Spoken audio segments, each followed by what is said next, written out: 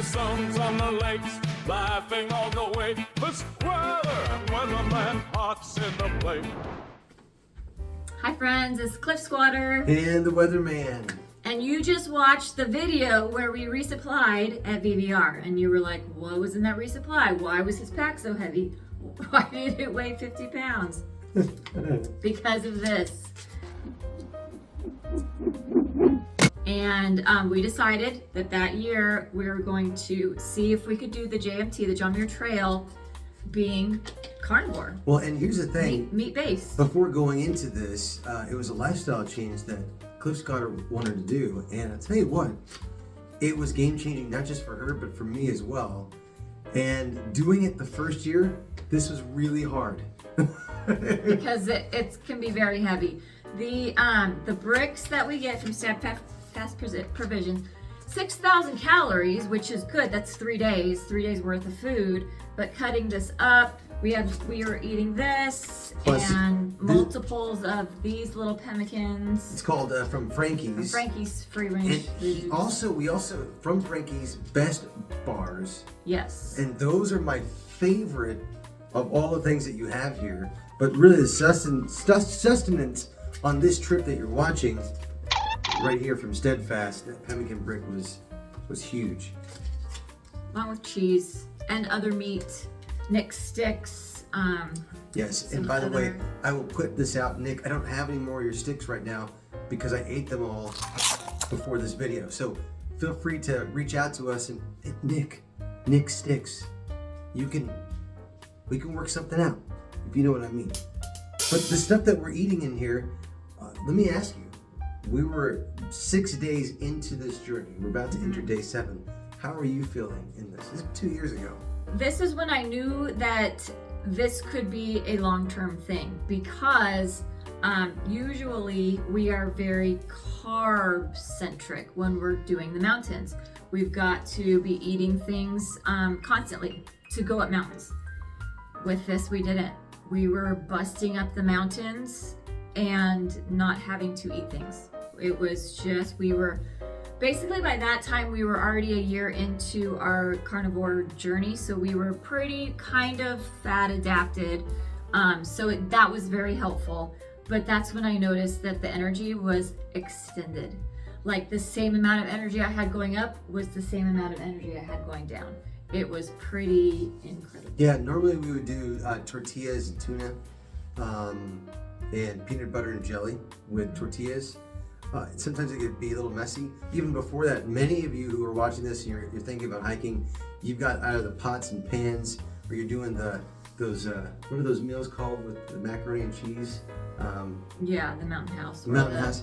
Doing the cold soaking. I'm just gonna say this and get this out there. If you want great farts in your tent, then eat that stuff. Go for it. But if you don't want that, this has been Eat clean. a game changer. Now we found out that this was a little too heavy. So this year we're gonna be trying something a little bit different. Well, no, we'll still be having this. It's gonna be heavy. This year we are adding Power Pucks, but these are the mini Power Pucks. Yes. The Power Pucks are just basically, it's tallow and whey protein. I'm opening up one. So we'll get some of our best bars. I know we like the best bars, but the best bars, they have honey, and Aaron does okay with it. I do better when I don't have as much, but yeah, the Power Pucks, and best bar, good. chocolate, boom, the greatest. I don't care what anybody else says. These ones though, I'm a fan of the texture because they've got pork rinds in them, and so it's like a crunchy texture. I really like it. I don't know if you could hear it, but So- there's a slight crunch. The Power Pucks. Yeah, this whole bag, It's 1,000 calories, 1,000, yeah. 35 grams of protein, 90 grams of fat. So it's keto. It's ketogenic. That's where we want to be. We want to have high protein, high fat. We want to get in at least 2,000 to 3,000 calories for me, and at least 3,000 calories for him in a day. And you've seen we typically will go 18 to 24 miles. This last year was our second year on the Carnivore, which you'll get that video down the road. but we were stronger by far. We went further than we've ever gone before in one day. It was 26 miles? Yeah, 27. 27 miles, yeah. Yeah, and I was sick. I had COVID up there, and we were just busting it. One of the other things I thought is helpful too, there's lime or lemon. These have been really great out on the trail. They have, because I use Light Show electrolytes. Now, Light Show electrolytes, there's nothing added to, it's just pure electrolyte drops. There's no stevia, nothing like that. So usually I make a little cocktail of a lemon, so the lime crystal, and some squeezes of the electrolytes. So we make sure to get that in there as well. I was using a different electrolyte. Yes, you were using Element, and that was good for a bit, but I realized I just needed to add just flavor to the water. Out there, the stevia can get a little cloying, like you can taste the sugar. you can taste it. You can really taste that. And trying to stay in the carnivore lifestyle-ish, keto friendly, that it was such a much better way to go. I've been grateful for it. I have found that I am so much stronger way of eating, and I wasn't. Here's the interesting thing too. Not hungry. Yes. Which is crazy to say when you've hiked, 26 miles. But no, I was tired, but I wasn't craving for food. You don't crave for pizza. Ironically, it's not where you're after. No, we don't drink. So when we came off the trail that year, 2023, the first thing we wanted, we didn't want pizza, we didn't want French fries, we didn't want any of that old stuff that we wanted before, years before.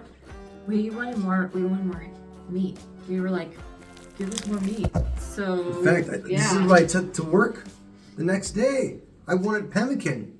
You kind of just get into the groove of when you're satiated, when you've got enough good fat, when you've got enough good protein, you can do all kinds of things. You can climb the mountains and then go back to work the next day and be eating the same things without the crashes and that sort of thing. So now, granted, when we resupplied, it was pretty heavy, 49 pounds. Heavy, but that took us through the rest of that took us through like 7 or 8 more days. That's another reason why you saw so much food. Weight there. Yeah. So we definitely went a lot more mileage than we did previously to get to that point. I mean, we literally took a bus in one part of the trip. And by the way, the people on the bus, Nat Geo, they let us into that cabin over at Vermilion Valley Resort, and that's when we took one of these bricks and put it in the microwave. That was really good. It was really good. So it's Nat Geo. Thank you. Could not have done it without you.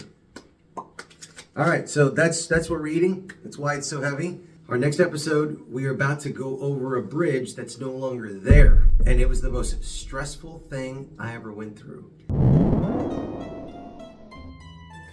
So I'm 1 week away from hiking the John Muir Trail, and I have been watching online of reports of this bridge about 100 miles into the trail, just near Muir Trail Ranch.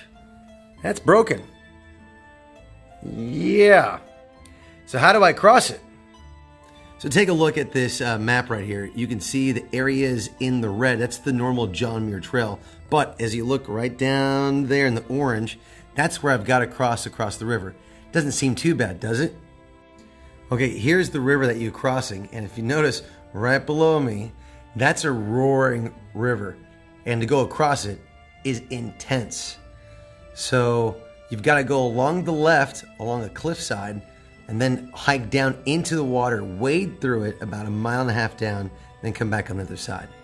Now there is another way around, which is a good 20-mile hike out through Paiute Pass. Not doing that. We're gonna go across the ravine and do that. Just bummer that that bridge is broken. I would love to get your thoughts on how I should cross. Post it down below. I think the days leading up to it were the most stressful. Actually, the months leading up to it, because we knew the bridge was out, because it was such a heavy snow year, we knew the bridge was out for months.